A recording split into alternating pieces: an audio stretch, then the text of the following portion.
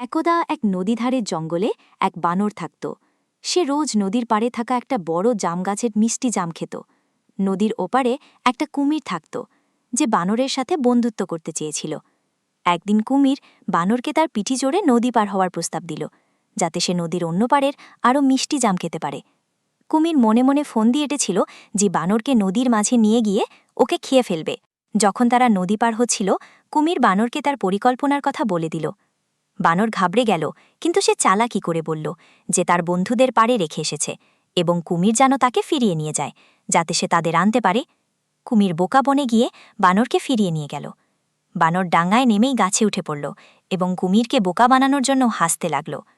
কুমির বুঝতে পারল যে বানর তাকে বোকা বানিয়েছে এবং খুব রেগে গেল, কিন্তু ততক্ষণে বানর নিরাপদে গাছের ডালে পৌঁছে গিয়েছিল। এই গল্প থেকে আমরা শিখি যে বুদ্ধি আর চালাকি দিয়ে যে কোনো কঠিন পরিস্থিতিতেও বেরিয়ে আসা যায়।